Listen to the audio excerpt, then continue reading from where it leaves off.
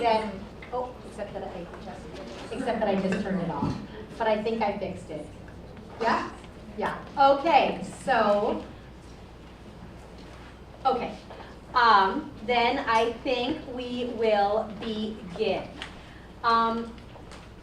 Welcome everyone in the room and everyone on Instagram or YouTube to the Antiracist Research and Policy Center's Fall Lunch and Learn / Fire Right Now on Race and the Elections. Thanks to all of you for joining us. We are so excited for this event today. Now, before we get any further, a quick disclaimer just so you all know, or a piece of information. Because it was sort of how it was billed, I just want to make sure that you know that this event is being live streamed to YouTube and to Instagram, and the Q&A will be live streamed as well. It is also being recorded, so we can post it on YouTube and as a reel, well, not the whole thing, but part of it is a reel later. So just want you to know that in case you have any concerns about being recorded. If you are just sitting in your seats, you will not be on camera, but your question will be heard when you ask it. So for that said, I would like to get us started. Welcome, as I said. For those of you who don't know me, my name is Sara Clarke Kaplan, and I am the Executive Director of the Anti-Racist Research and Policy Center here at American University. ARPC is an interdisciplinary hub for the research and practice of intersectional racial justice. Our job is to bring together scholars, educators, artists, community-based change makers, and policy advocates to put research into action for social change. We do this by generating cutting-edge knowledge, developing anti-racist frameworks for policy analysis, and disseminating vital educational resources. Our work focuses in 4 key areas: reproductive justice, policing and mass incarceration, climate, land, and environmental justice, and educational access and equity. And as you know, those are the topics we'll be discussing primarily here today. Now, I want to start off by saying that our Lunch and Learn series, this is a great turnout, so some of you may know this, though some of you may not. Our Lunch and Learn series is not new. We've been holding the series for the last 2 years as part of our goal to make sure that putting research into action includes enabling and empowering students to function as change makers in the world around them. This series puts together faculty experts on student-focused panels to help have faculty share their research on critical issues that are of immediate concern to student life. These events have been on things like the racialized politics of sexualized violence, on race and environmental policy, what else have we done? Educational equity and affirmative action, bunch of events. So I encourage you to look back if you like this event and you want to go back and sort of see old recordings. We have a lot of those recordings posted on our as reels on our Instagram account if you want to scroll back far enough. And then, of course, some of you may also be familiar with our Fire Right Now series, our rapid response Instagram Live series that offers racial justice analysis on current political and social issues, particularly those that cut across our 4 areas. And of course, we got to this summer and thought, what are we going to do this fall for the Lunch and Learn? What are we going to do this fall for our Fire Right Now? And lo and behold, the idea of a crossover event that brought together Fire Right Now and the Lunch and Learn series was born. So thank you for being here with us. Before we talk about elections today and the ways that elections this year are, like they always are, a moment when racial justice is on the ballot, I'd like to introduce our speakers who have joined us today.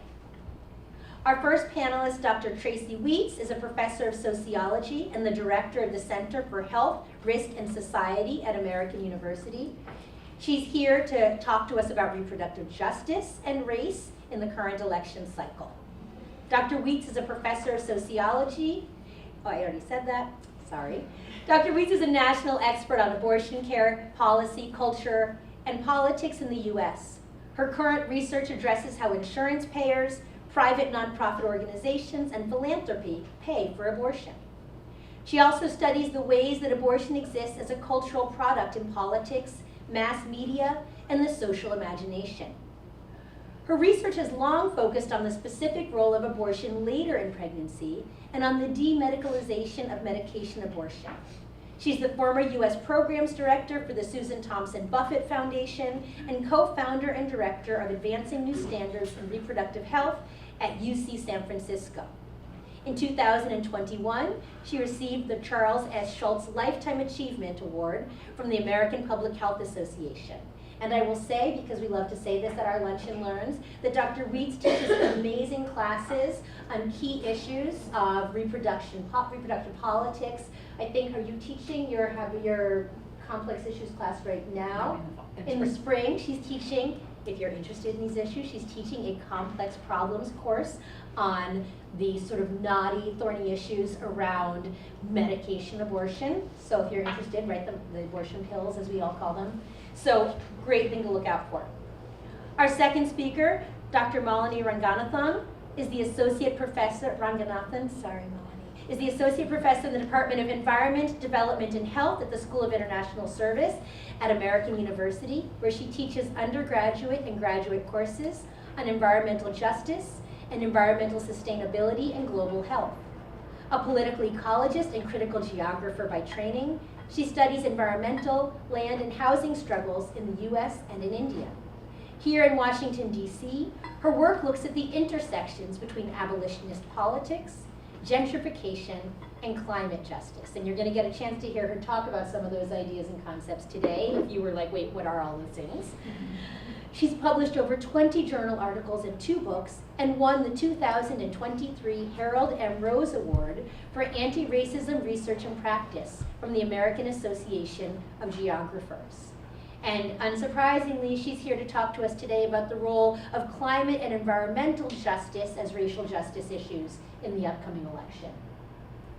And our third speaker, Dr. Lily Wong, is an Associate Professor of Literature and Critical Race, Gender, and Culture Studies here at American University, and also serves as one of the Associate Directors of AU's ARPC, Antiracist Research and Policy Center. We're honored to get to work with her. Her research focuses on the politics of affective labor, racial capitalism, and trans-Pacific coalitional movements mobilized specifically around decriminalization and demilitarization. She's one of the founding board members of the Society of Sinophone Studies. She serves on the advisory board of Verge, Studies in Global Asias, and she supports API Women Leads Intergenerational Participatory Action Research as an academic advisor. She's the author of the book Trans-Pacific Attachments, Sex Work, Media Networks, and Affective Histories of Chineseness, the co-editor of Dimensions of Violence, Resistance, and Becoming, Asian Americans and the Opening of the COVID Era, special issue in the Journal of Asian American Studies, and the co-editor of the newly released collection, Trans-Pacific Undisciplined. And Dr. Wong has the remarkably complex job today of talking to us about state violence in the current election and how it crosses several areas of political organizing and concern. And I will say right now, our fourth speaker on educational equity and access was not able to join us today, being the way it is, but we will still be incorporating a discussion of educational equity and access into our conversation, and I encourage you to bring up questions about it. I think it's something that we all feel very excited and comfortable talking about. Before we go any further, I do want to just take a moment and just shout out to our incredible co-sponsors. We've been so lucky with this event. In addition to our department and program co-sponsors, Arab World Studies, Asian Pacific Diaspora Studies, Literature, Sociology, American Studies, Women, Gender, Sexuality Studies, African American Studies, Latinx Studies, and the Department of Justice, Law, and Criminology. A lot of support. We're grateful for the support that made all the food possible and all the equipment things. We also, I think at least as importantly, have been lucky to have support from a number of student organizations who have co-sponsored this event and who have continued to support us as we've sought to do outreach. This includes the Students for Reproductive Justice, CNET, the Indigenous Initiative, AU's Asian American Student Association, AU's Brave Space, and Students for Change, and Sister Sister. And if I missed your word, please stand up and tell me. But I think I got everybody. We are so aware that if our events don't speak to students, then they're not worth doing. So that is all of the intro and the fancy I'm going to do. We're actually going to get started, and I'm going to switch hats for a minute from the MC for a minute to give you a bit of an overview from my own approach of why we would choose as a radical abolitionist research center to host an event on elections and racial justice at a moment when there is so much debate in racial justice communities about the role and function of voting in elections, particularly in our two-party system at this political moment. And I will say that part of our impulse in holding this event was to recognize the extent to which scholars, activists, and community members, whom we respect within racial justice scholarship and racial justice organizing, have articulated very different, diverging, and all historically and politically informed perspectives on what the role of voting and elections are at this moment. As we moved closer to the election, we wanted to take this opportunity to not just talk about these issues in the context of the election, but also to frame for you how we understand the role of voting and elections as part of racial justice practice. Because we know that if we're hearing these different opinions, you are too. And as young voters, I think what you often hear is, just go vote, just go vote. Don't you care? It's your job. If you don't vote, you can't complain. And we're not super interested in that univocal, one-note message. We're much more interested in having a conversation with you about the racial politics and stakes of not just voting as an act, but elections as a larger social process. So, history has shown us that there is no single election or series of elections that are going to transform this deeply flawed and complex society to one of full racial equity and justice.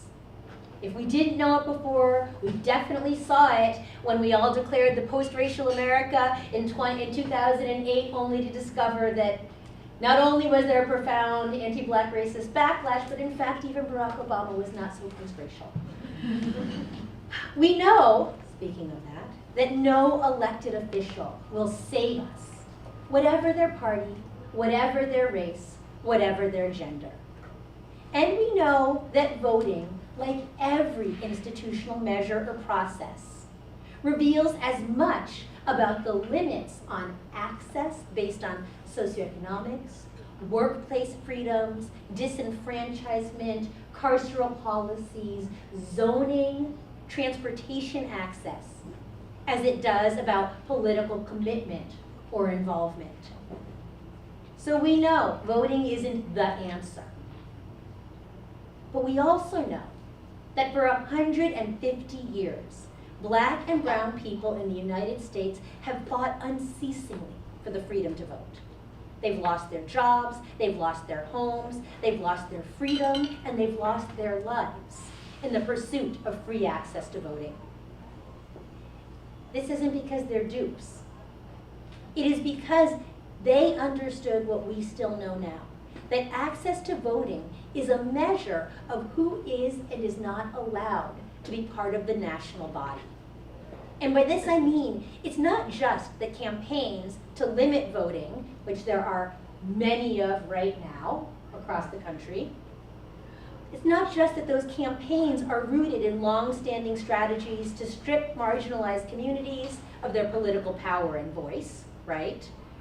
But it's also because those campaigns are a window into a continuing white supremacist belief that BIPOC people in the United States, poor people, non-US born people, the formerly incarcerated, and I will say that all those other categories after BIPOC are also disproportionately BIPOC people, should shoulder the burdens of citizenship, even as they are stripped of the rights of citizens. So let me say that again. The attempt to keep people from voting shows the belief that people in the United States who are marginalized, minoritized, and racialized should shoulder all the burdens of citizenship. They can go to prison, they can be prosecuted, they can go to war, they can pay taxes, without the rights of citizens. So we know that elections are not magic bullets. They are not guarantees of racial democracy. They are, however, crucial terrains of struggle. In the process of campaigns and protests against candidates, in town halls and counter movements, in uncommitted campaigns, and canvassing from door to door, issues are exposed, movements are built, and the foundations are laid for ongoing change. Whoever wins and whoever loses, right? That mass movement, grassroots work is happening. That is the process of the election, not the vote. So, we do know that voting won't save us. And that's why we are not here to tell you who to vote for or whether to vote at all. But we do believe that informed engagement with electoral politics is a vital tool for creating the conditions for us to save ourselves. And by this I mean, it is in the act of engaging with electoral politics that we put pressure on politicians to move toward the issues we care about. It is also in the process of electoral politics that we affect not just the top of the ballot, but all the way down the systems that exist. You know, I heard a fabulous statistic the other day that said there are 520,000 offices, elected offices, that will be voted on in this election. 520,000. Only 2 of those offices are the president and the vice president. Only 535 of them are Congress. The majority of the offices that people will be voting on election day that will affect the day-to-day survivability and vulnerability to premature death or opportunities for well-being are at the level of your city, your county, your state, your school district. They are ballot measures and bond propositions. They are the opportunities that you have to shape the conditions of your everyday life that have nothing to do with imagining that some single charismatic leader will save us. So, that's where we're starting the conversation today. And from there, I'm going to open up to our incredible panel. And I want to start off by just framing this conversation of racial justice on the ballot. I want to ask each of you, we've put these 3 issues out here: reproductive politics, climate and environmental justice, and state violence. How are each of these key issues, which we've seen talked about all over the place in the media, right? We see these talked about in the media. I've watched so many reproductive politics panels, and yet they are so often not framed as racial justice issues, right? They say repro, climate, violence, and race.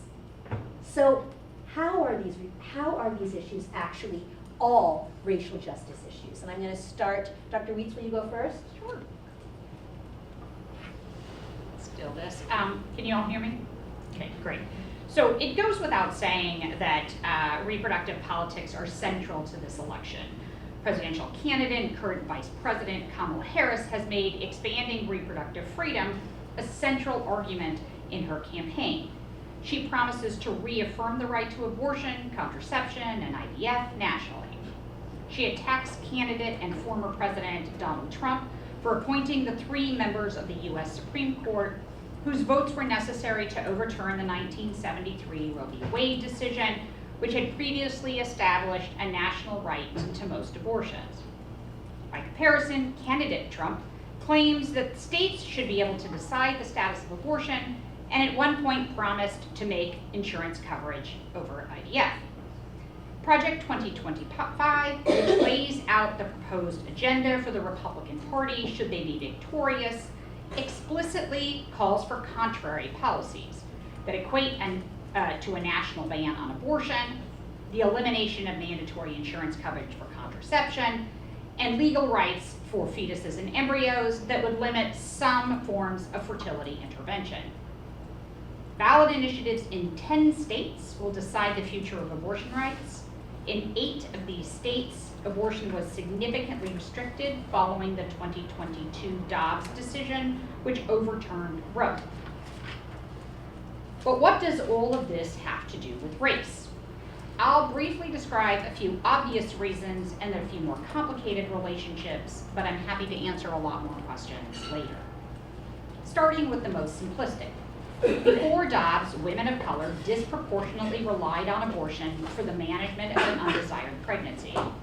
Black women had an abortion rate 4 times that of white women, and Hispanic women's rate was 2 times that of white women. The reasons reflect a legacy of historical disadvantage, including reduced access to the tools to control fertility, reduced trust in the healthcare system, and fewer financial resources to adapt to an unexpected pregnancy. We can call this a form of structural racism. However, women of color also had more barriers to accessing abortion before Dobbs. Since 1976, the Federal Hyde Amendment has prohibited the use of federal Medicaid to pay for abortion care. While 18 states use their state funds for this insurance coverage, women of color are more likely to live in the states that prohibit this coverage. These same states are also the states that banned or severely restricted abortion and are home to the largest number of Black people. Texas, Florida, and Georgia, or with the highest population of the highest Black population, Mississippi and Louisiana. Texas and Florida are also homes to significant numbers of Latinas. But it would be naive to think that the reason that abortion is on the ballot is that people care or worry about access to abortion for these communities of color. Instead, it is whiteness that has made abortion salient in this election. And what do I mean by that? Since Dobbs, the media has fed us a litany of tragic stories of women with wanted pregnancies that have taken a turn for the worse, and whose denials of abortion care seem extraordinarily cruel. In most cases, doctors are painted as in distress for not being able to help these women, who might bleed out in a parking lot, turn septic while waiting for the fetus to die naturally, or risk future fertility for a doomed pregnancy. Just yesterday, researchers released a new study documenting that how the rate of fetuses who die shortly after birth has increased since Dobbs. The protagonist in these stories is usually white, married, heterosexual, and sometimes a former supporter of pro-life policies. Why does it matter that these people are centered in the post-Dobbs story and in the elections? It matters because when centered, the solutions forwarded to redress Dobbs risk re-entrenching reproductive policies shaped by race and discriminatory practices. The major solution endorsed by Harris is to reinstate Roe v. Wade, a legal framework that made accessing abortion especially hard for low-income and racialized populations. So now let's talk about the ballot initiatives. Reflecting the structure of Roe, all but one of these initiatives allows for abortion only up to the point of potential fetal viability. Often thought of as a legal compromise, this concept maintains abortion law within the criminal code and empowers doctors to determine when abortions later in pregnancy are allowable. What this has meant historically is that states can assert an interest in potential fetal life, historically weaponized against women of color, not in the context of abortion, but in the context of continuing pregnancies. In a new report examining the first year after Dobbs, Pregnancy Justice documented 210 pregnant women who faced criminal charges for conduct associated with pregnancy loss, and birth. Only 5 of these had anything to do with abortion. In approximately 2/3 of these cases, substance use was the only allegation made against the pregnant person. What might seem unexpected in this story is that over 2/3 of the individuals identified as white, reflecting a new attention to punishing white women for failure to manage their pregnancies appropriately. And while women of color are disproportionately targeted by state surveillance and neglect in these cases, white women are viewed as needing to be saved by the state. But even broader than the challenge created by these viability limits in the law, the ability of the initiatives to ensure access to abortion for low income and people of color is limited. These new laws will need to be interpreted by state Supreme Courts as to whether they overturn existing prohibitions on care delivery, such as multiple day waiting periods, bans on telemedicine, unnecessary facility requirements, and most importantly, prohibitions on the use of state funds to pay for anything that has to do with abortion, all of which disproportionately impact low-income people and communities of color. The sad white protagonist of the media stories may get their special abortions restored, but many people will not. Colorado offers us a bright spot. The ballot initiative would reverse the state's prohibition on the use of state funds. And if it passes, residents eligible for state Medicaid will no longer have to pay out of pocket for abortion care. Putting this into perspective, the average price of abortion is about $600 in the first trimester and somewhere between $800 and $25,000 beyond that. It is not new information that most Americans cannot afford for a $400 unexpected expense. In Colorado, Latinas make up the highest portion of Medicaid recipients compared to all other racialized groups. American Indian, Alaska Native individuals also have significantly higher rates of Colorado Medicaid. But reproductive equity isn't assured even if the ballot measure passes.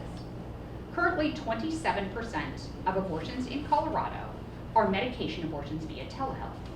And if Colorado follows the lead of most states, this service will not be a usable benefit for people with state Medicaid, meaning that insurance coverage, while a benefit, may result in having to return to in-person care for these populations to obtain an insurance-covered abortion.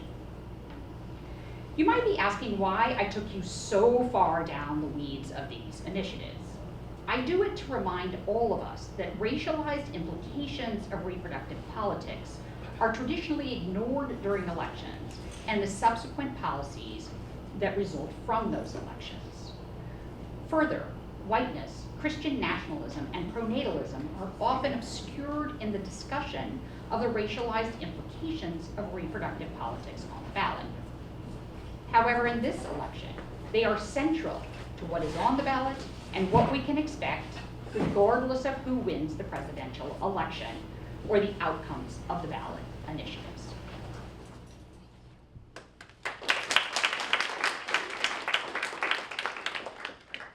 Thank you, Dr. Weitz, and I'm going to pass it on to Dr. Ranganathan. Thank you so much to ARPC for hosting this discussion. I have to say it brings me no small amount of joy to be in a room full of so many students of color. It's really, really heartwarming. And I have to say that's probably a testament to the trust that ARPC has built up among students of color on this campus. So thank you all for being here and welcome. Can I just ask, how many of you are voting for the first time this election? Yeah? Okay, so maybe a quarter of the room. I have to say this is the second time I'm voting. I actually became a citizen only in 2020. I was a green card holder for a while. You know, as I was telling my friend Lily and my colleague before this session, it's a pretty bleak topic, right? To talk about climate and race and the elections. When you think about climate justice and the elections, it's one of those issues that in some ways connected to just about every other issue that you would think voters care about, right? From the price of food to home insurance to militarism and war and ongoing warmongering and genocide to healthcare and health equity to worker safety to catastrophic hurricanes to the racial, heteropatriarchal, and caste systems that sustain inequities across all these arenas. So you name it, climate change is in some direct or indirect way connected to other things that people care about. Yet the irony is that climate change is the issue that is often the least important for voters and candidates alike. A Pew Center survey released in February of this year found that both Dems and Republicans rank climate change as a far lower policy priority than any other ballot issue.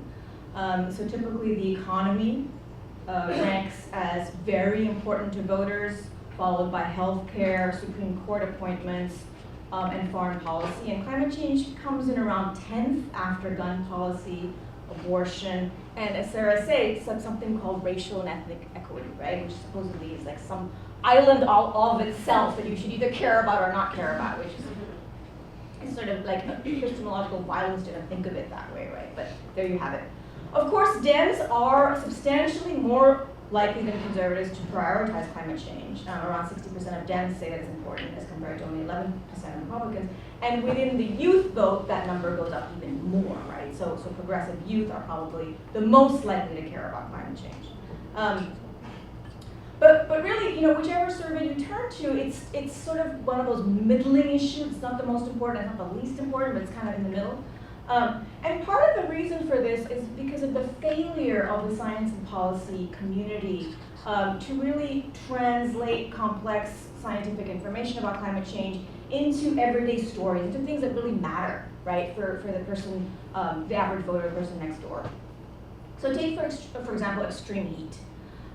We've seen the hottest years in recorded history in the last 2 years, right, 2023, 2024, such that Antonio Guterres, the UN chief, has called it this era of climate, of global boiling. 2023, July 2023 was hotter by 1.5 degrees centigrade than all previous recorded Julys. So if you know the world of climate policy, you know this number 1.5 degrees is often thought about as this sort of tipping point, right? We're trying to actually keep temperatures this century below 1.5 degree rise as compared to pre-industrial. And so the fact that we had a month last year that actually surpassed that 1.5 degree, is very worrying. And we're still not really on track to maintain that 1.5 degree, increase as compared to pre-industrial. So it's pretty serious, right? Now, talking about race, ethnicity, and kind of the longer histories of understanding climate injustice, I think we can all agree that the roots of climate inequality can be found in historical processes of indigenous genocide and land grab, African enslavement, plantation capitalism, punitive labor, and carceral regimes, right? So any root causal analysis of climate vulnerability must show you that we cannot treat climate and environmental justice as separate, right, from these longer histories. And that broader sociostructural and historical analysis is also borne out by facts and figures in terms of the race, class, and gender ethnicity dimensions of climate vulnerability and climate catastrophe.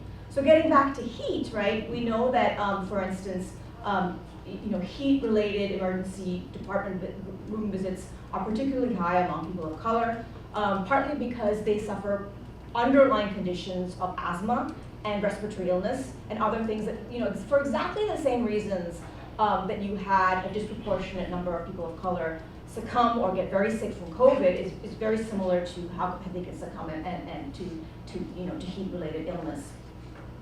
Phoenix, everyone from Arizona in here? Okay, well, Phoenix, Arizona was extremely hot in 2020 and 2024, reported as 645 deaths, right, which is an increase of 50% compared to even 2022, so you're seeing a huge spike. The risk of death from extreme heat is very high comparatively for Black, Latinx, and Indigenous populations. Why? Because these are our workers, our farm workers, people who work outside in the construction industry, right? They're in poorly ventilated factories packing your Amazon warehouses, right? So if you look at the labor market and you look at who actually does our most dangerous jobs, then it's not surprising that heat-related deaths, right? In addition to the other issues I talked about, like asthma and respiratory illness, right? It's not surprising that people of color bear the brunt of extreme heat. Then you have increasing catastrophic hurricanes and flooding. So in my course, which I teach, SISU 250, Environmental Sustainability and Global Health, which I've taught for 11 years, I typically have students identify a historic hurricane in the United States, and they have to look at social vulnerability that kind of predispose certain groups to the negative effects of that hurricane. And for the longest time, Hurricane Katrina was the one that many students looked at because it's an important one, 2005, New Orleans. But now we've reached this tragic place where we actually have no shortage of hurricanes to examine, right? So whether it's Hurricane Maria and Irma that completely wreaked havoc and continues to actually have devastating effects on Puerto Rico, to, of course, the ones in Texas, right, to the most recent ones in the southeast, which were Helen and Milton.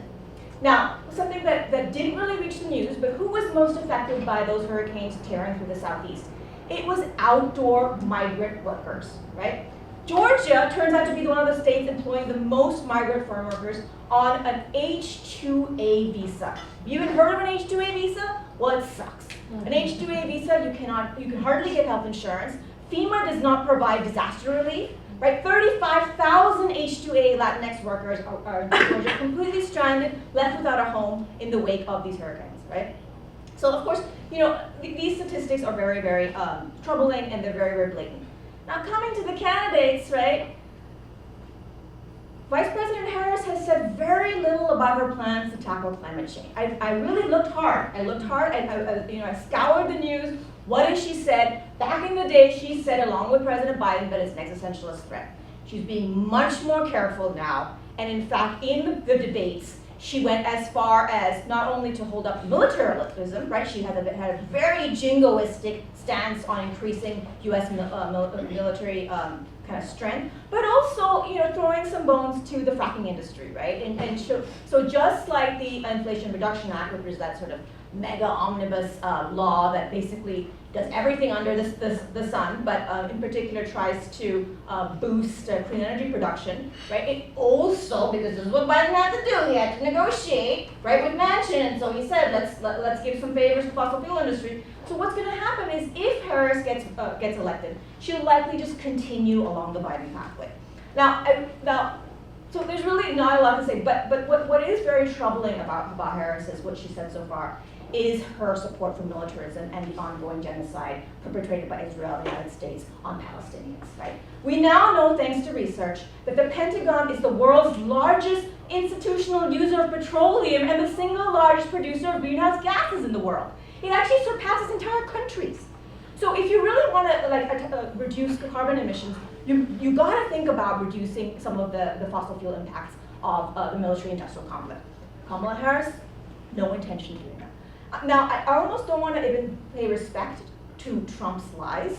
He has called climate change a hoax. He thinks that windmills harm whales, right? He said the most ridiculous things. The reason why I became a citizen in 2020 was because he was talking about deporting Muslims.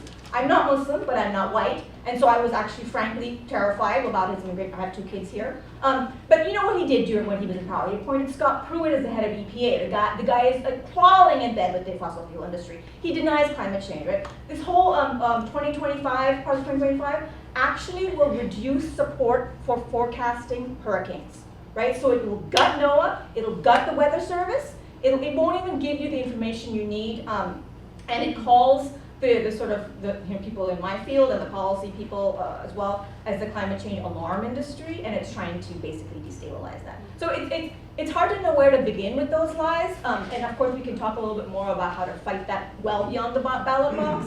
But I just want to lay out for you that it is a whole can of lies.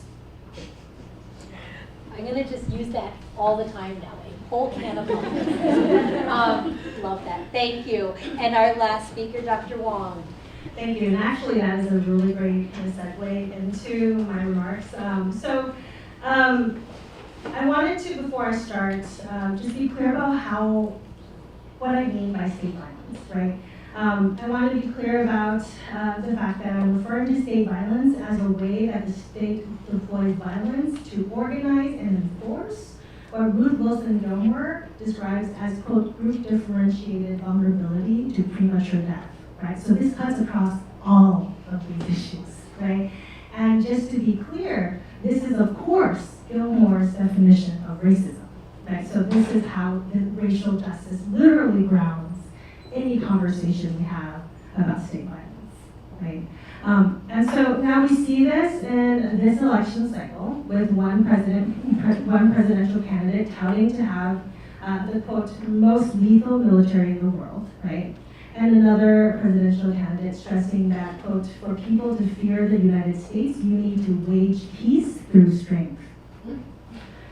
So the use of such illogics, right, obscures the fact that in the past year alone, the U.S. is over $17.9 billion in military aid to Israel, has assisted in the dropping of over 75,000 tons of bombs. That is the equivalent of 5 atomic bombs dropped on Hiroshima, right?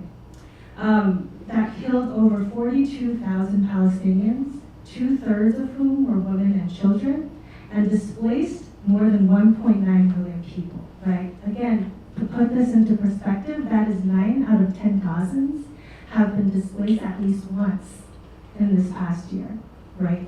And then to loop this back to reproductive politics, an estimated 43,000 of whom are pregnant women, according to the United Nations Sexual and Reproductive Health Agency, right? And these are only numbers that have been documented. This is an under calculation, right? And we see the extension of such state violence in this election cycle through also the dehumanization and criminalization of those made most vulnerable due to the organized abandonment here and abroad under the name of narrowly defined safety in terms of border control, criminal justice, and national security. Via the criminalizing of homelessness by the Supreme Court last June, to the police shooting of metrogoers that were fair evading in New York City just last month in September, the refurbishing of age-old stereotypes, and I'm talking about centuries-old stereotypes, right, of migrants as quote-unquote illegal and dog and cat eaters, to mark them as biopolitical and civilizational threats to control, contain, and exploit. This is also tied to the state-sponsored execution of Freddie Owens and Marcus Marcellus Khalifa Williams just last month. While state violence draws through all of these issues, right, discussed on this panel so far, since we're holding this conversation at a university campus, I'd like to focus my remarks on the way state violence manifests specifically, right, for instance, in the militarized suppression of anti-war, anti-apartheid, and anti-genocide student movements. We have been witnessing this nationally, internationally, and on our very campus, right? With the deployment of AUPD with zip ties and the intimidating presence of armed MPD in response to student protests just a few weeks ago. Not unlike the organized revolts in American campuses at the height of US wars in Vietnam, Laos, and Cambodia in the 60s, the Gaza Solidarity encampments last spring clarified, right, the links between racialized state violence in the US and US imperial violence abroad. As historian Simeon Mann notes, the expansion of the US's capacity to criminalize and make war in the second half of the century has functioned through, not in spite of, its proclaimed commitment to racial equality and democracy. You get that? We wage war under the name of freeing other people. Bear with me so far?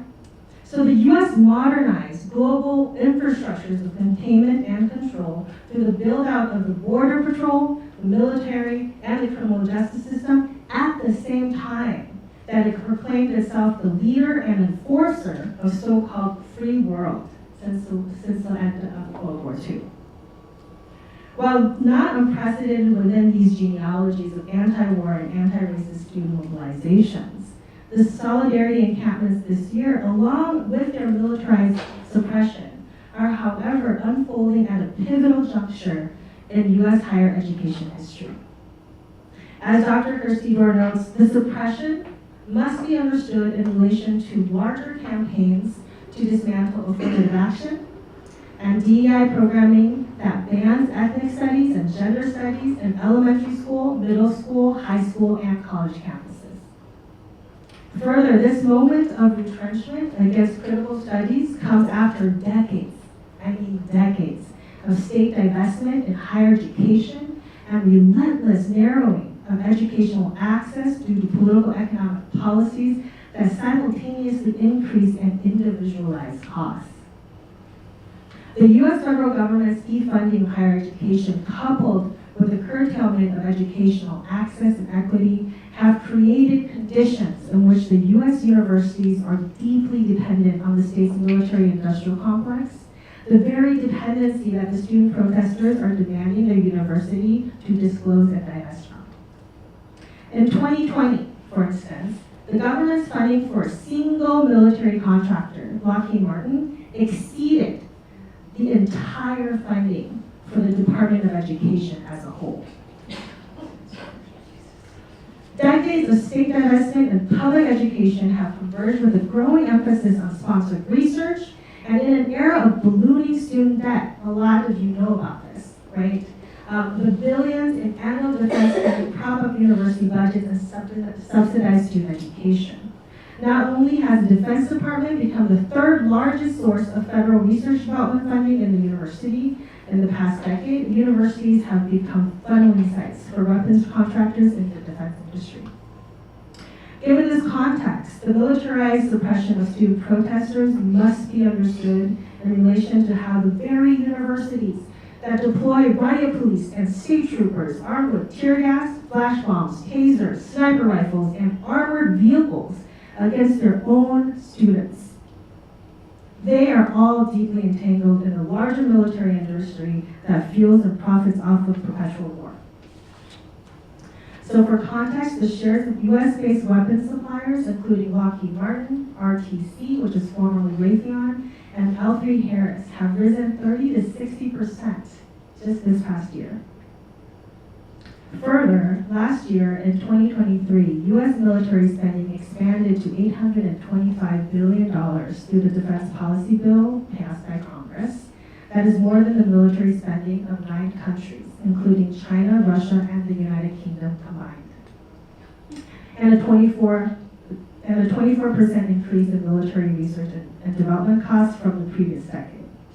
This is a number that does not include the later approved $95 billion supplementary bill, which tied military aid to Israel to that of Ukraine and Taiwan. The expansion of military spending grows the capacity of militarized police at home and occupations overseas, which disproportionately devastates communities of color, Black and Indigenous lives in particular. And so now to circle back to how such operations of state violence manifest in this upcoming elections, I'd like to echo what all of you have been already stressing, right? To see the elections as one of the leveraging mechanizations that sets the terrain, right, on which these issues are revealed, struggled, and negotiated. Demand for accountability, right? The ballot box being one of the many strategies you can use to build and leverage your and our power together. Thank you.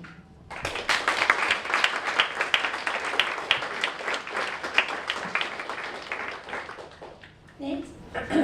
Thanks to all 3 of you for that. And after those incredible kind of opening comments, I want to actually break it down a little bit more to some specific questions. And I'm going to throw these out to specific panelists if you're okay with that. So, Malini, I would love to hear you talk about how, given your work in DC, how these issues of climate injustice and environmental racism play out in our local elections and community concerns.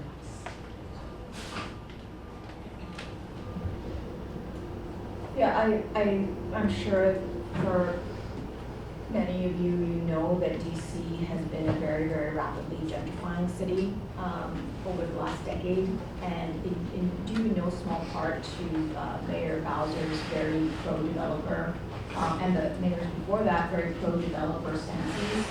And so you really have a kind of, some people might even sort of call it a land grab and a turnover of previously lower income African American areas, housing areas, to higher income, whiter buyers, and a kind of switch, right, in the very racial fabric of the city over the last 10 to 20 years. And what you see happening is more and more African Americans and other minorities, but largely African Americans concentrated east of the Anacostia River. And so this has a very interesting history in and of itself. In fact, many of the older African American neighborhoods near the Capitol Hill area were displaced to the Anacostia Flats in the mid-20th century in a period known as urban renewal and beautification, when they were removing and destroying slum alleys and moving African Americans east of the river. But that whole area east of the river is very flood prone. It's also, it's called the Anacostia Flats. It was actually created by the National Park Service out of dredging the Anacostia River. And it's also well known that there is flooding along the Watts Branch, there is combined sewer overflows, there is higher contamination in the Anacostia River. So there's legacy forms of environmental toxicity and racism that then only is compounded on flood events, and also legacy health issues. I don't know if people know this, but there's actually no emergency room department in Ward 7 and 8. There's no trauma department. So there's no single hospital east of the Anacostia River that can deal with a kind of trauma or emergency care, right? And so what that means is for children, for pediatric asthma patients, right? So pediatric asthma is very much a disease of race and poverty. It's to do with the kind of interior paint that you have in your house. It might be chipping. It's to do with diet. It's to do with stress. A whole other, living near highways, of course, segregation. But so you have these layers of health-related, right, toxicity, lack of green cover that are all besetting areas east of the Anacostia River that, of course, are also climate hotspots. And so part of my work is to look at that longer history and to look at sort of below the radar transformative justice and abolitionist ethics and practices that can actually confront, right, these conjoined issues of racism and environmental detriment and vulnerability. This is so incredibly helpful, and so I think, I will just chip in here. I think many of us, especially when we're first voting, you kind of get through, you get through national, you get through, there are a few things, you maybe get all the way down to city, your ward and city council, and then you maybe get to school board, and then you kind of start to peter off. But this is, I think, where, when we're thinking about who are the people who establish zoning laws, right? How do we figure out where development is allowed to happen in a city like DC? This is actually what affects the life chances of Black and brown kids, right? So that, I think, is a really key point. I want to sort of move on from here to think about, I think we've unfortunately talked a lot about what elections put on the table and what is at stake, but also what is limited in terms of any single election. So I'd love to turn it over to Dr. Weitz and Dr. Wong for a minute. So how do we mobilize in the lead up to elections if we know that elections aren't going to save us? And then how do we mobilize beyond elections if we know that even if we elect a candidate who says Roe v. Wade, it's not going to get us where we need to be in terms of racial justice? You want to go first this time, Lynn? No. Tracy, go first.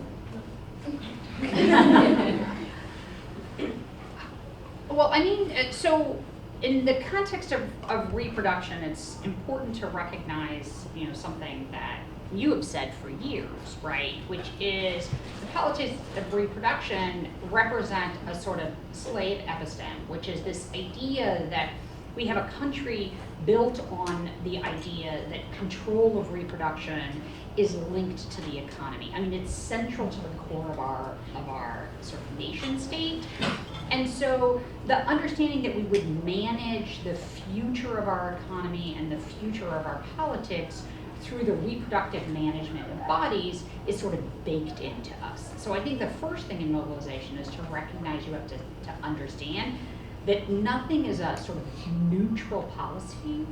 Everything is doing work on behalf, and I would say on behalf of racialized capitalism, right? And so it's about always going to the root of the policy, and even understanding that as we take an incremental win, somebody's left out, always left out of the story. And so we should be imagining how we're mobilizing for the next thing. So thinking about the ballot initiatives that we have right now. So Florida has a ballot initiative to reinstate abortion up through the point of fetal viability. Right now, abortion is banned at around 6 weeks of pregnancy in Florida. A lot of people live in the state and will benefit from if the ballot initiative passes. But there will be a whole bunch of people who continue to get left out of the story. And I've been surprised at how little attention there is to, okay, so what's the next ballot initiative we're working towards? And often we use political messaging that makes that next act harder, right? So I think that the most important thing is to imagine how to focus on incremental wins that don't make the long-term impossible. And so full decriminalization of abortion, right? Full decriminalization of pregnancy outcomes is not actually seen as a potential in the way in which we argue for the current moment. And so I think that's always, for me, where I want to center discussions about election is, I'm not asking you or thinking about like that there won't be some value to these incrementalism, but when incrementalism makes liberation impossible, then we need to rethink our narrative around those incremental advances. Great answer, right? And this is why every time you hear somebody say, all we need to do is return to Roe, explain to them why that's just the starting point. Okay, Dr. Wong. I have a very quick response to this. So if we do agree that elections is, just one way of leveraging power, I think the way that I've learned from my elders has always been to build power with those that are most affected and have always already been doing the work. And to me, it's the grassroots organizations that have been serving folks that have survived state violence and have making sure that they're alive and living. And so find and learn, right, from the orgs who have been, for instance, serving migrant workers, working for housing justice, community mutual aid, who have been organizing against police violence, detention, and deportation in your own local community, right? Plug in to learn from their tactics and strategies through and beyond the elections. Attend their teach-ins, right? Their town halls. Do they have election guides, right? What are their strategies to put pressure on particular candidates through particular issues, block or push particular bills? I'm just going to cite a few examples here that I know people here already are involved in. Locally in DC, I look to organizations such as Harriet's Wildest Dreams, a Black-led community defense hub centering Black lives at risk for state-sanctioned and inter-community violence in the DC area. They, for instance, have a teach-in tomorrow, right, on how DC Council functions, how it ties into issues of DC statehood, what statehood means for the community, and how it connects to global solidarity efforts for demilitarization and decarceration. I know a few of you are already involved with them and that are present here. Nationally, organizations like Dissenters to make the connection between militarism against Black and Latinx communities in the U.S. as well as wars abroad. Right? They organize movement workers from different backgrounds, labor, racial justice, criminal justice reform, climate, and immigrant justice to resist wars waged abroad and also at home through policing, ICE, and other agencies and communities within the U.S. AU also has a student chapter, so you can go ahead and plug in and get involved here. So while the elections are admittedly a limited and limiting platform to advocate for change, it is one that we can use to sharpen our strategic acumen and build our relational power. History, as we know, survives and stretches beyond any singular election cycle, so we need to practice, right, and create the foresight to build ways through together beyond it. Thank you. So I'm going to open it up to Q&A now. And before I do, I just want to say that some of you are going to have to go, and you're still going to have questions. And some of you are like, wow, that was a lot of information. Wait, which were those states? Wait, is it Colorado or Louisiana? And I will say that as we've been doing our deep dive as a center over the last few weeks and months into these racial justice issues, even today, I was like, wait, so have we figured out, like, is that Louisiana climate bill about the coastal and the tax? Is it good? Is it bad? Are they what is happening? So we know this is a lot. and it's not going to happen at one panel. So I want you to be sure to be on the lookout for our How is Racial Justice on the Ballot resource guide for voting in 6 key issues: immigration, educational equity, reproductive justice, climate and the environment, war and militarism, and policing and mass incarceration. It'll be dropping at the end of this week, beginning of next week. We'll see how the social media world works. And it will include both big overviews as well as specific issues for you to tune into and resources to touch down on to get more informed before you go to either protest at the polls, stage your sit-in at the next event, or vote, or all of the above. So, thank you to my panelists. Let's open it to Q&A. My question is mainly with regards to Trumpism. I feel like it's kind of obvious that Trumpism isn't just going to dissipate and no longer exist after this election, no matter who wins the presidency. So I guess my question is, how do we address Trumpism and far-right GOPism in the organizing space after this election? Because it's going to intensify no matter what.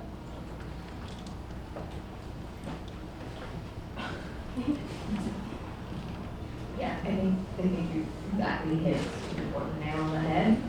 Trumpism far exceeds the man. So I think what gives me hope is the very real racial and demographic shift happening in the United States, where you're seeing certainly more and more people of color in younger generations now being able to vote. I think, though, that is also being countered by potentially a more conservative set of Latinx voters as well. So really, the racial breakdown is going to be very, very fascinating in this coming election. I know the last election and the one before that, there was a lot of talk about the so-called white working class that voted for Trump.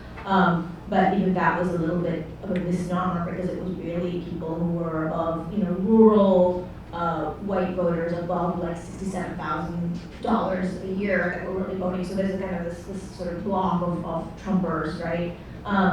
So I guess I have no definitive answer for how to tackle Trumpism, except be really on the lookout for these intersectional forms of organizing, exactly as Professor Wong was talking about, right? That cross these spheres where people are making these connections, I think, in a way that we need in order to fight the sort of enduring power of Trumpism. I'll leave it there and see if you all have any more words of hope. Words of hope. So Arlie Hochschild has a new book out in which she does a really nice job of naming that Trump is their bully, right? So they can understand him as a bully and as crass, but he's their bully. And he is out there to defend them from the line jumpers. So line jumpers are people of color and women who benefited more sort of from the sort of post-1960s changes in society. So I think we just have to sort of start to name the sort of racialized resentment that underscores Trump and stop attributing it to him, but recognizing he's just a reflection of that, which I think is your point. And then so I would say the other thing that, so white women are just a problem. We're just a general problem, I'll just name that. And so I think we have work to do. We have work to do within white women, because that's a place where recognizing how all of these issues are actually central for white women is an important piece of the educational progress that we have to do. I don't think that's most of the people in this room. That's not your job. That's people like me. My job. And then I would say the other thing we have to really recognize is the extent to which pronatalism is on a brand new kind of train. And I think there's not enough attention to how Trumpism and pronatalism are playing out.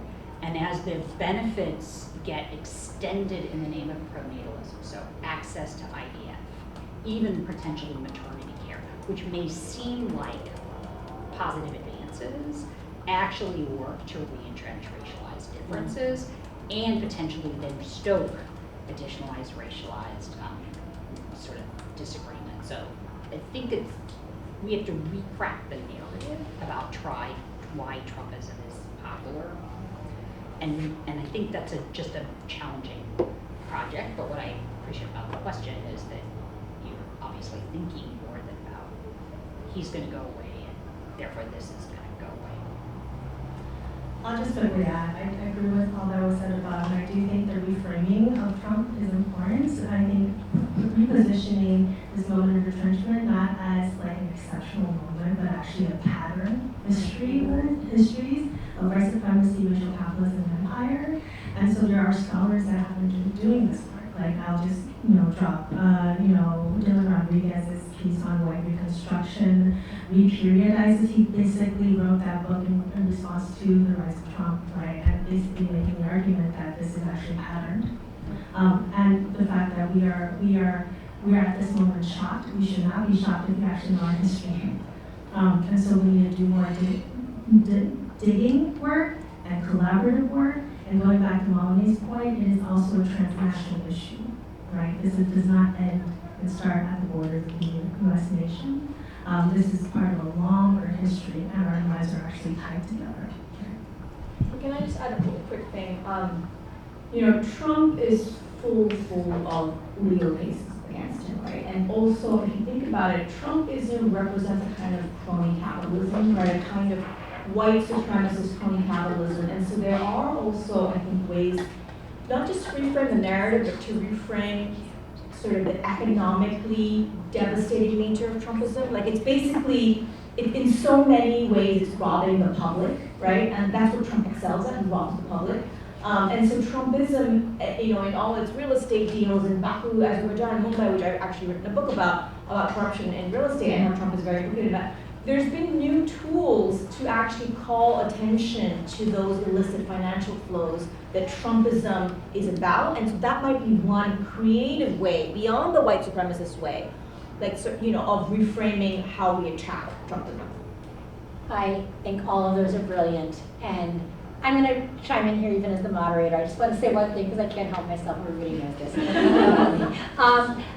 I completely agree with all of this, and particularly, I think Lily and Tracy, your points about the sort of roots of this in a particular kind of white ressentiment, right? This kind of anxiety that is very much like the sort of end of radical reconstruction and that kind of white resentment. It's about, the sort of nadir and that white resentment. We can kind of go through the, sort of NIMBY period and the white flight after the civil rights movement and the rise of the sort of Reagan state rights, white conservatism, like the moral majority. Like none of this is new. We have seen these kinds of things happen before.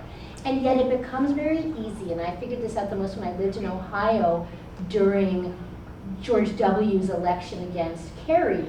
It's very easy for progressive folks, and particularly, to be frank, white progressive folks, to be like, oh, they're just such fools. How can these white people blah, blah, blah, blah, blah, and they're racist, and they're this, and they're that. And I find it really unhelpful. Not because I'm trying to go, make friends and be kumbaya-ing with a bunch of Trumpists, but because I keep going back to Dylan Rodriguez's white reconstruction, but also to W.E.B. Du Bois's black reconstruction, and then the text that ties the two together for me, David Roediger's Wages of Whiteness, where he takes a line from Du Bois, where Du Bois points out that as white ethnics and the white working class were stripped of so many forms of labor protection, access to housing, enfranchisement, and all of these other things, what held them together was white supremacy. What held them together is even as they are being exploited by industrial capitalism, at least they have that invisible wage of whiteness. And that the only way to exercise that and glorify that property of whiteness was through anti-black racism. And so I would argue that while we don't have to kumbaya, we do have to continue to remember that there are core issues of racial capitalism, immigration, for example, right? The very issues that destabilize countries in the global south and drive migrant flows here are the conditions that make family farming and factory work here increasingly untenable and are stripping opportunities from the white working class. So when we can begin to identify those issues in racial capitalism that are actually feeding white resentment and white supremacy and are also disproportionately destroying the lives and opportunities of people of color, immigrants, and others in the US, then we can begin to frame what some might see as an idealistic campaign, but a movement to change the conditions that feed and support and justify that intense commitment to the wages of whiteness at the expense of everybody else. Because when we bring down those structures, then we have an entirely different proposition. It doesn't have to be that we go organize with them, though I have folks I know who would be among them who might argue that you would. But what we do have to do is think about what are the issues that would actually make life better for everybody, and how do we fight on those issues? Can I jump in? I just want to say, I want to connect this conversation to my answer earlier about the elections, just to give a really concrete example. So in the fight for reproductive, for abortion rights on the ballot, the single most popular message is keep the government out of this decision, right? Which polls really well, it gets people, but at the heart of that message is exactly what we are talking about. And so we are leveraging in our effort to win one issue, a kind of re-entrenchment into this idea that the government doing something good for someone, in this case they would be doing something bad, but it's crafted in the same narrative, is what we need to abandon. The government is intrinsically wrong, intrinsically harmful. We should turn to capitalists, we should turn to the business community to have our solutions. And so that's what I mean by incrementalist narratives that make liberation impossible. We don't have to fight for abortion rights through that narrative, but we do because it really is grounded in a sort of in an understanding that the state is a problem because the state helps particular people to the disadvantage of others. Other questions? We're gonna batch up. Ask them and then we'll answer. 1, 2, 3, 4. Can I ask here, or should I go to the mic, or? You can ask there, just ask loud. Okay, I wanted to ask for more clarification on how AU works with arms dealers like Lockheed Martin and RTC, and I wanted to ask if the genocide on Gaza continues, how does that keep AU running as an institution? Like, can AU exist as an institution without war and vice versa, or how does that work? That's a great one, and that's going to go to Dr. Wong. Start thinking of your answer. 2. Yeah, I had 2, but one was related to that. I guess just in schooling, when I interact with people that want to work for the World Bank or IMF or the CIA, face-to-face kind of I know we didn't touch on educational equity much, but I guess it's this fight between like trying to get more people educated, but that being educated like at an institution like this means more likelihood of interacting with harmful people. And even just for me hearing that someone wants to work for the CIA after everything, it just feels like a direct message of hate. But then also just what you were saying about my experience of where I'm from is Trump supporters live in trailer parks. And it's a knowledge that they will send all their money to Trump. They will have all of the Trump memorabilia because they believe they will be saved by him. But that person that I will interact with, I have more of a connection to than a progressive that exists here. Okay, so many geographical dynamics. But I guess when talking about Anacostia, a lot of the restaurant service workers here are from Southeast DC. And when we talk about building that community, it comes with AU doesn't want them talking to us. Like I'll interact with them and they'll say like, I cannot be seen talking to you, like my boss will get mad at me. And just how to exist in this institution that has so many ways to restrict community building. Yeah, just how to address that.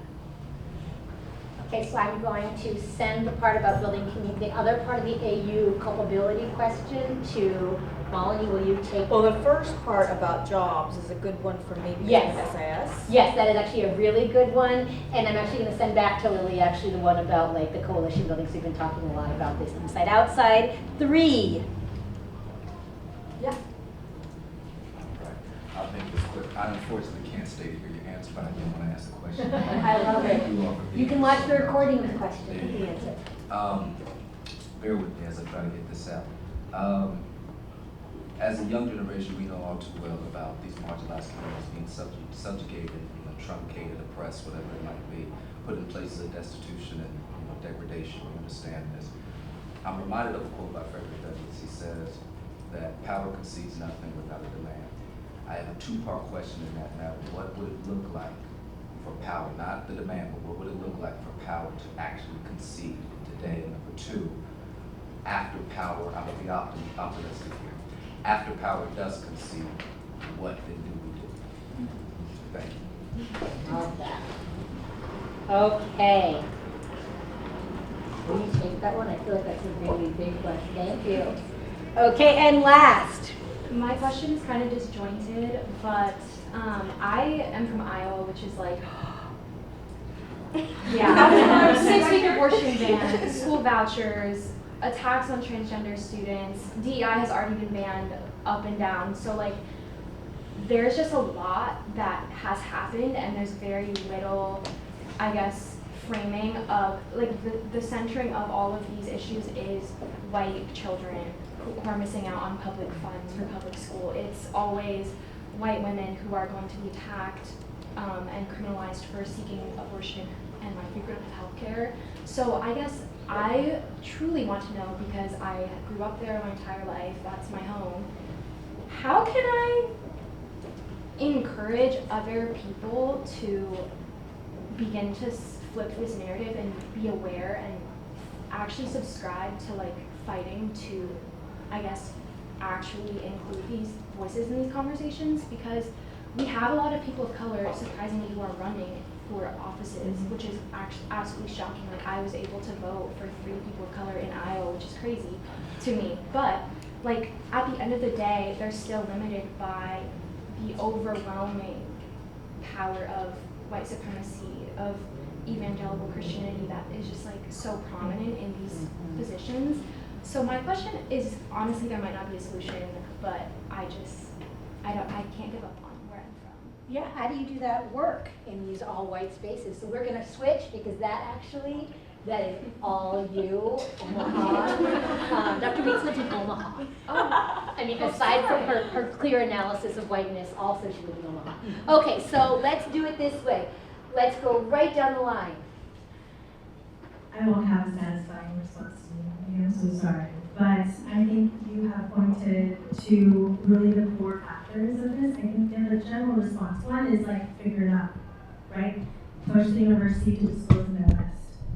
Figure out the numbers.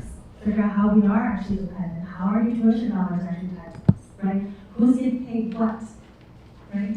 Where is this money going to? Why are your tuition dollars going up? And then on top of that, I think another unsatisfying response would be this, is that I always see myself, I come from a multi-generational organizing family, and our whole family has an organizing working militarization. And I think to think about the fact that our current conditions, I've been trained to understand that I would not be here without permanent war, right? So to understand that there's always ways in which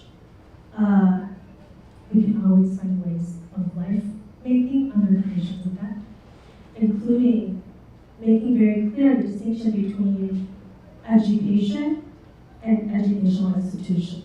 You know, so far, right? I see myself as an educator and not necessarily an academic. I would love to be in a world in which those things are completely tied and linked. We're not there yet. And so we need to then organize in and out of it to make sure we find pathways in which, going back to Tracy's point, that those conditions of liberation are tenable, right? And we need to find strategic acumen in order to head towards that direction. We're not there yet, right? So I'm sorry, it's not really satisfying. think your question on careers gets at a very philosophical question that I often have with my students, which is, change from within and change from without, right? And so I'm a professor at SIS. Many students aspire to work at the World Bank or at other USAID or at the State Department, right? Now, I'm not going to sit here and say, after taking on this debt, you shouldn't work in this whole list of places, right? So part of me also has a very pragmatic answer. You should be able to work where you get a job, because that is of crucial importance. But also, do not lose hope in the potential of changing from within. We are having a panel that ARPC is putting on October 29th, Dissent from Within, of all the US government officials. They actually resigned in protest over the genocide in Gaza. But the fact is that there are these powerful, ethical, committed, compassionate voices also within the government. This gets back to your earlier point. You can't throw the state out, right? You cannot just have your singular focus, government is bad, because that's actually not helping anybody, and it's actually not even true in many ways, right? There's the old organizing phrase about points of maneuver, or points of leverage. Where are those points of maneuver within the World Bank, within the State Department, right? Within these seemingly hegemonic monolithic organizations, but there's actually these people who are, influencing meetings, changing the wording on reports because they fought really hard overnight to get this paragraph in that that acknowledges something that otherwise the powers that be wouldn't acknowledge. So I think that we have to keep that part of our strategy as well. Otherwise, we have no hope. That multi-pronged nature of a broad liberatory, emancipatory agenda has to be part of the picture. And so that's why for SIS, CIA maybe crossing the line of change from within, but a lot of the other organizations that you named right there, I think, in particular the World Bank, which is like a super messy, it's neoliberal and it has been quite destructive in the economies of the global south. But there's also some really fascinating critiques and critics from within the World Bank that I think are really fascinating, and same with U.S. government departments. So I'll just leave it at that, and say that I think that we have to have that dialectic of change from inside and outside. They want you to give up, so don't give up. Don't give up on your state. I think that Iowa's a perfect example, right? So people remember that Iowa was the first state for the state Supreme Court to grant marriage equality, right? So there's this sort of long history of much more expansiveness in Iowa that then it confronts immigration of people of color, right? And so Iowa's fighting for this sort of moment in which it has a demographic that is changing and a history that people are trying to hold on to. But some of why they're banning diversity, equity, and inclusion, some of why there is this massive pronatalism going on in Iowa is concern about the change. So if you can hold on to the positive, which is there could be this could be representative of backlash to a better. But I think it's can you find your way in which you keep your feet there? I spent a lot of time in Omaha, and we did a lot of organizing. Right now, it looks like there is people call this the blue dot, right? Mm-hmm. So Omaha likely will give its one electoral college to Harris. It likely will elect a Democratic House member. And for the first time, there is a potential for a non-Republican to win the Senate seat. Took a lot of local organizing, and a lot of losses. But you're young, and just don't give up. But as Professor Kaplan said earlier, don't be fooled into the idea that the election is what leads to the change. It's just one piece of a vehicle of community organizing. But Iowa's had a number of these massive climate events. Oh my gosh, the tornadoes. Yeah, so it also was an opportunity to tie the kinds of things you're talking together with all of the other things to try to create a new vision for Iowa. But I'm glad to hear you don't want to give up. Yeah. So I will close us down, and I'm going to, Ule's gone, but I will say this, actually answer the first question first about power, conceding, and what next. And now it's actually looks even better. So here's what I will say. On one scale, I will say that yes, power does concede, and it only concedes to demands. And I would say that on the level of organizing. So, for example, in precisely the question you're raising, we all now talk about reproductive justice. The word just rolls out the tongue, reproductive justice, and you go to NARAL and they're like, reproductive justice, and you go to NOW and they're like, reproductive justice, and you go to Ms. Magazine and they're like, reproductive justice. These were the people that when I was still even older than you, we would sit there and go to every single pro-choice and reproductive rights meeting, and that were almost entirely white, where they talked about white women's reproductive issues and white women's this and white women's that and choice and that, and my second baby and my IUD failed, and I was like, okay, they weren't maybe IUDs, I don't know, I'm making that up. And we would just sit there and be like, we are not interested in your pro-choice platform. We want to talk about reproductive justice. Why are we not talking about compulsory sterilization? Why are we not talking about family caps for temporary aid for needy families? Why are we not talking about welfare checks that force people to get money from their abusers? Like, why are we not talking about the ways in which these issues are raised? And that idea that we move from the right to have an abortion, reproductive rights, the right to contraception, reproductive rights, to the idea of reproductive justice, that everybody who wants to have a child should be able to have a child, and everybody who doesn't should not have to.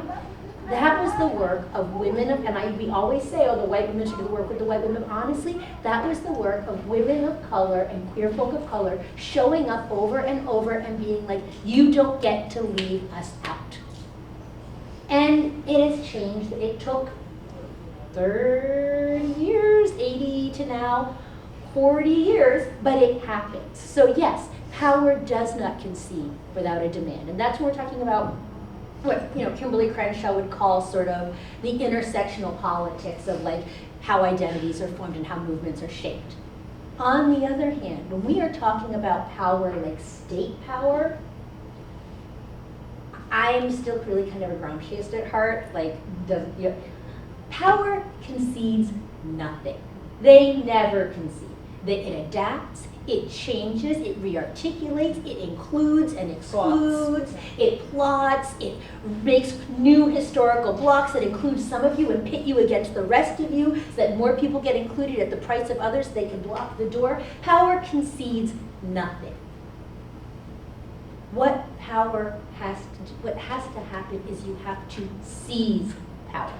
And I don't mean you seize power necessarily by fighting a war. I mean that is not, I'm not opposed to liberatory things, but I'm not suggesting you all go fight a war. Let that be on the record. What I mean is that when the Mississippi Democratic Freedom Party sat outside on that boardwalk at the 1964 convention, and they would not leave because they would not be seated on the floor, and they elected their own delegates, and they demanded in front of absolutely everybody. They forced that shift in the Democratic Party, not because they made a demand, but because they willed it into being through their bodies and their presence. They seized power. And this is important on this campus right now because this campus is trying to tell you that what it means to engage in civic discourse is that you only ask for inclusion. You never seize power. And if that might be the case on a college campus with policies that you have to stand by in order to be part of this community, that you cannot break without consequences. But that is not the lesson to be taken out into the world if you are actually seeking to create transformative justice-based change. And this goes back to my last comment to Ule. Do not get it twisted. These predominantly white institutions are not for you. They are not the places that you're going to always make your friends or build your community. These are the wedding stones where we sharpen our knowledge, our analysis, and our skills.